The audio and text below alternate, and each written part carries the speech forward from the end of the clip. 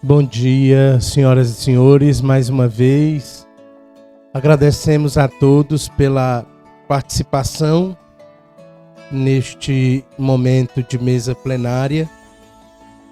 Hoje nós teremos, nessa parte da manhã, a segunda mesa, que será aqui composta pelos professores Dr. Martin Adam Motlor, da Federal do Piauí,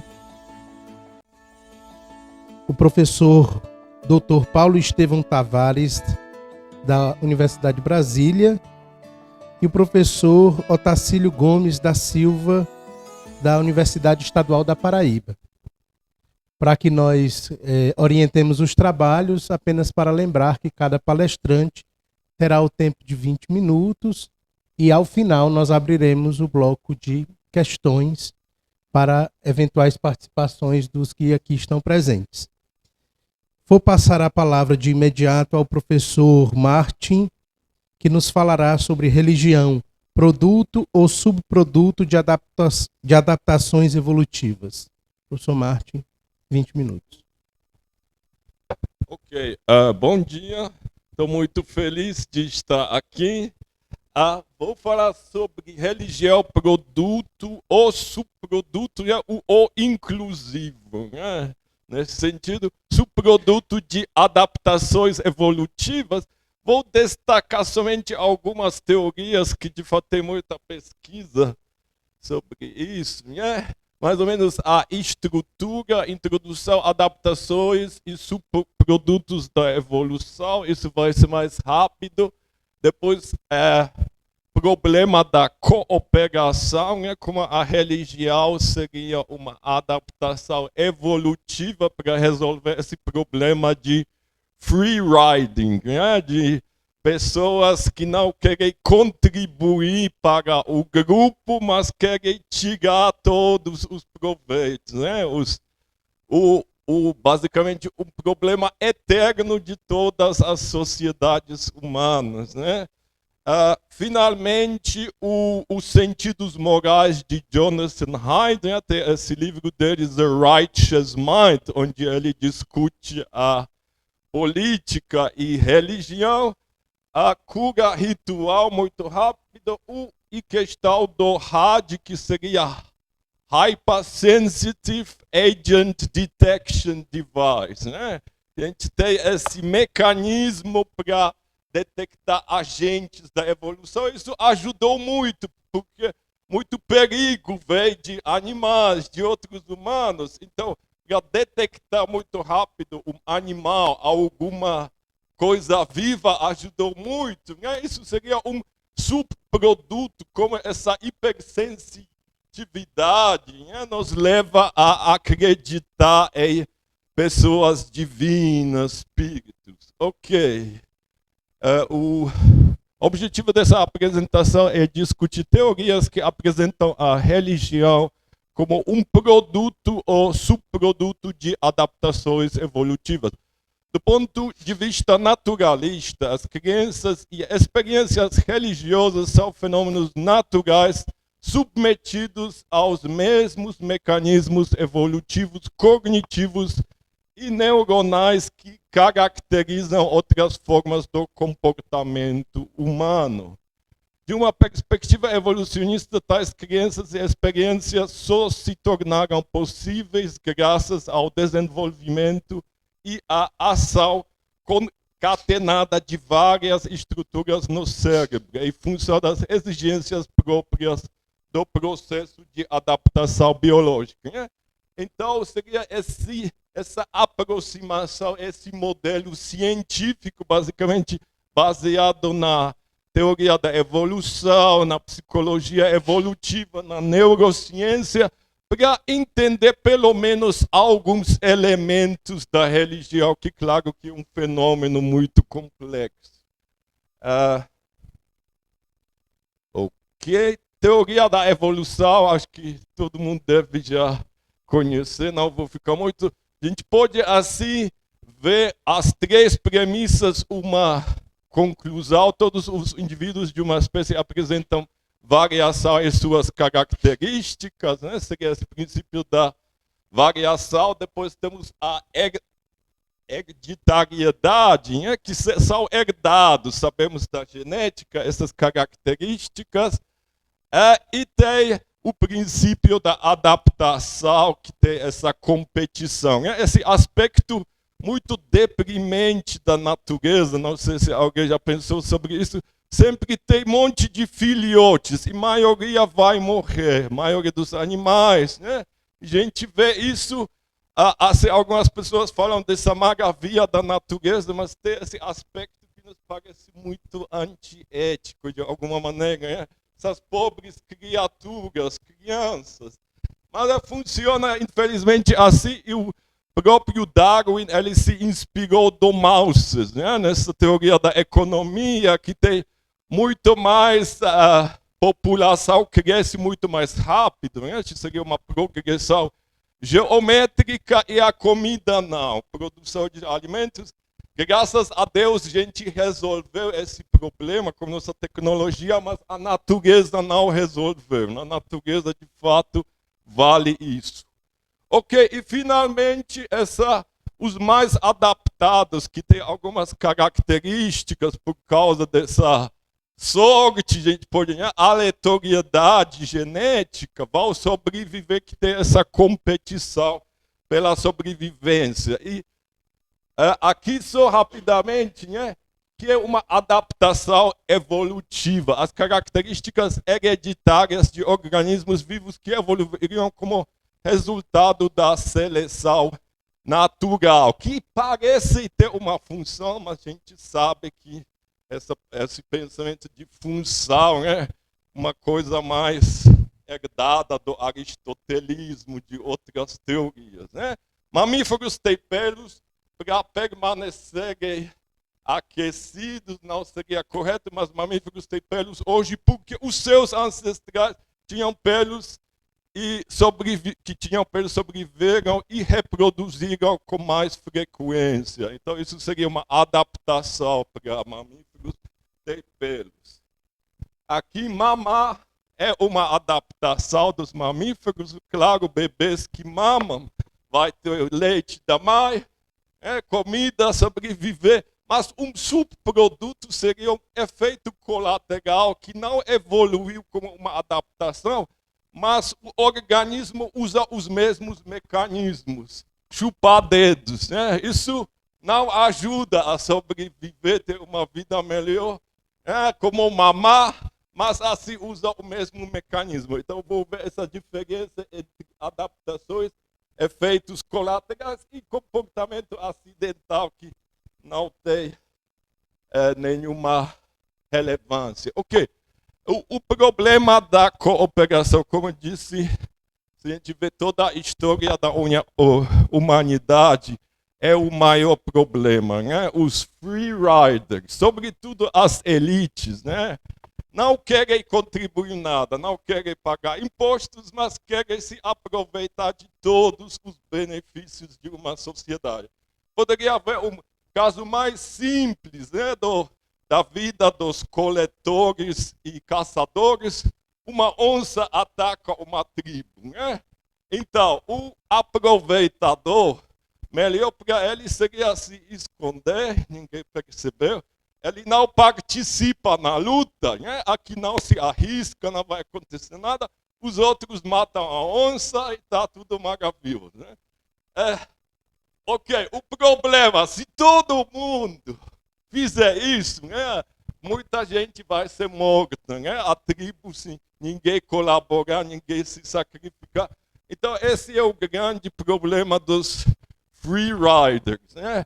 Dado que os seres humanos, como todos os primatas, são intensamente sociais, que a socialidade é a principal base de seu sucesso evolutivo, a sociedade é o campo de batalha entre os interesses pessoais de curto prazo de cada indivíduo e os ganhos a longo prazo por meio da cooperação.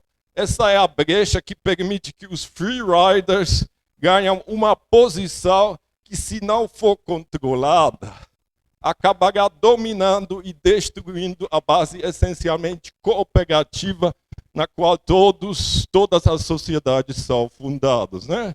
Os free riders, esses indivíduos que se aproveitam dos benefícios advindo de contratos sociais, da cooperação, mas não contribuem para pagar os seus custos, né?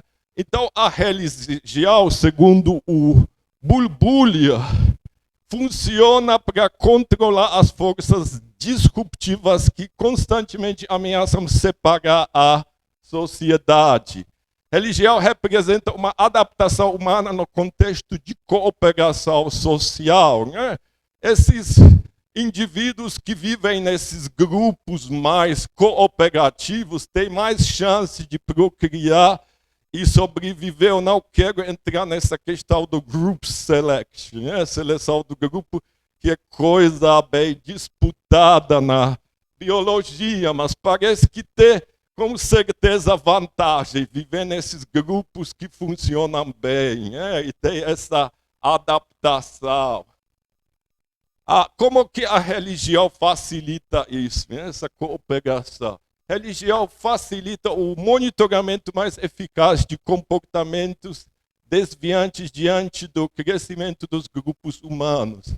Exemplifica o Dunbar, né? Ele tem essas ideias dos Dunbar's Number, né? 150, esses grupos mais ou menos 150, 250 pessoas, todo mundo se conhece como pessoa. Então, não precisam de tantas instituições, porque todo mundo se conhece, vive, sabe toda a vida do outro, né? Com esses pequenos povoados, ninguém rouba lá, porque todo mundo se conhece, é família, amigo da família. Mas quando o grupo cresce, precisa de alguma ideologia do direito, da religião, para assim, essa cooperação com pessoas que a gente não conhece sempre pessoalmente, que são para nós estranhos, né?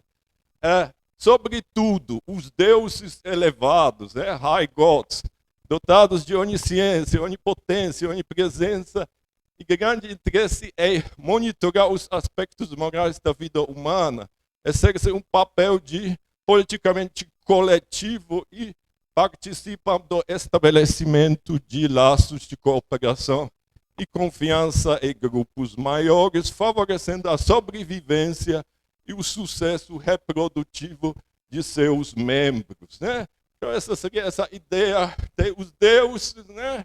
E tem a consciência, as leis divinas, e as pessoas seguem essas leis. Como a gente conhece, cristianismo, não pode fazer essa coisa, tem que cuidar dos outros, não pode enganar, tem que cooperar, né?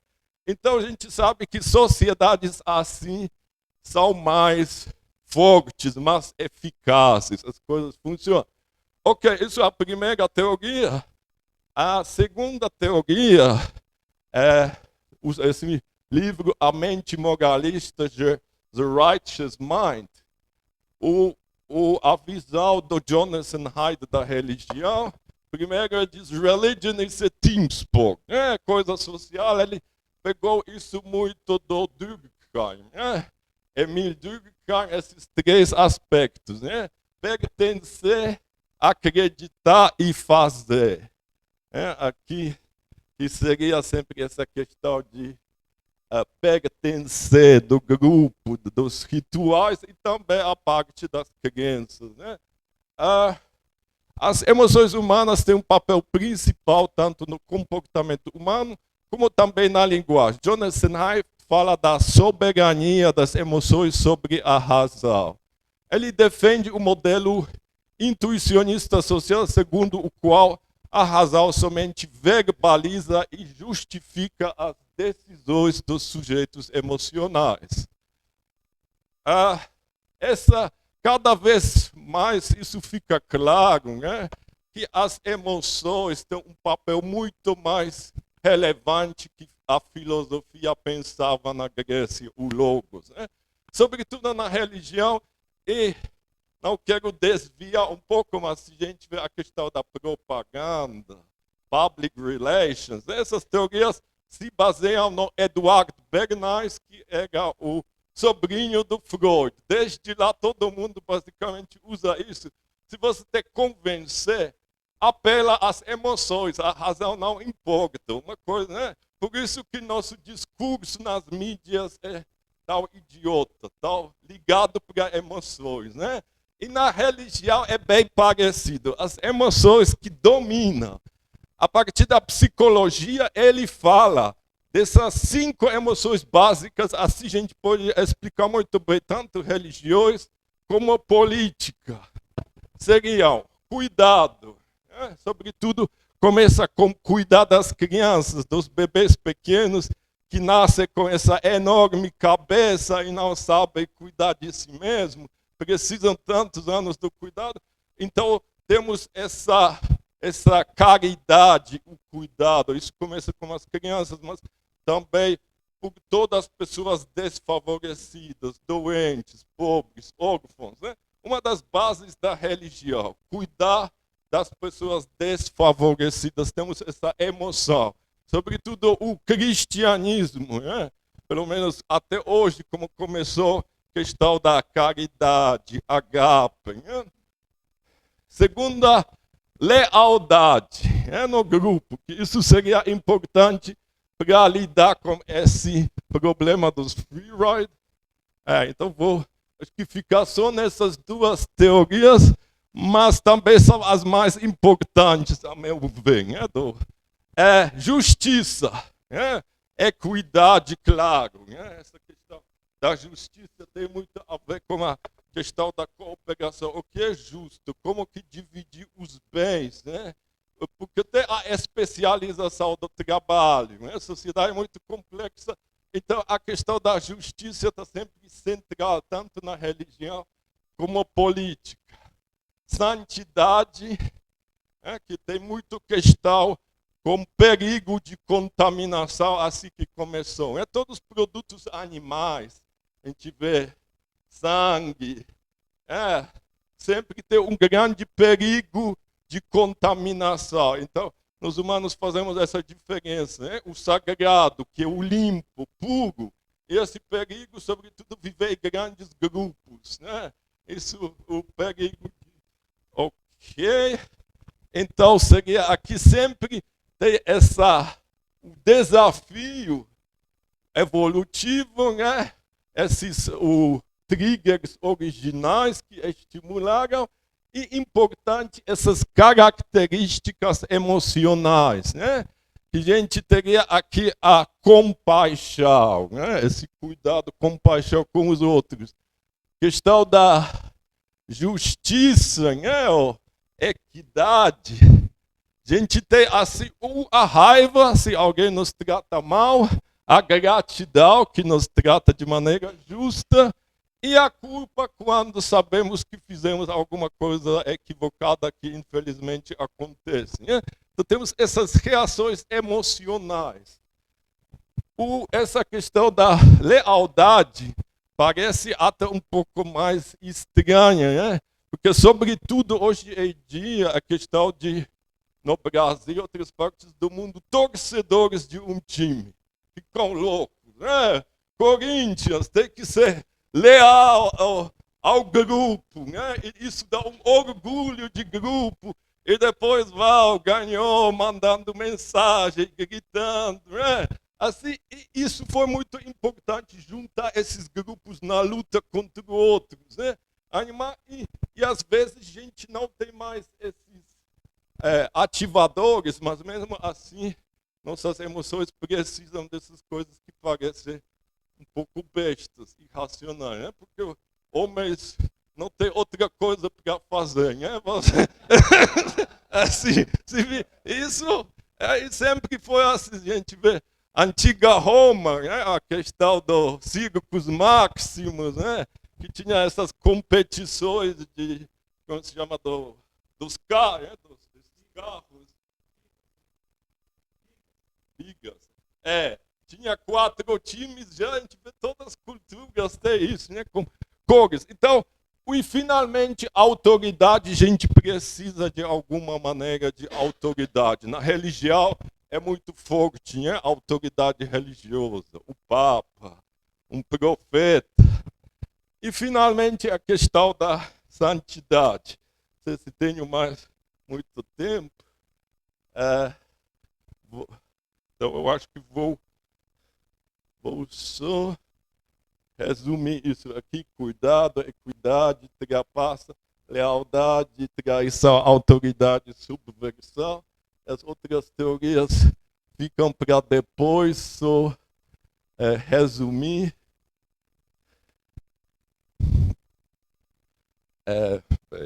Muita coisa. Mas a minha ideia é, de fato, como tentei mostrar com essas duas teorias, se a gente utilizar, de fato, o naturalismo, a neurociência, a psicologia evolucionista, com certeza conseguimos interpretar, compreender uma parte da religião. Ok, obrigado.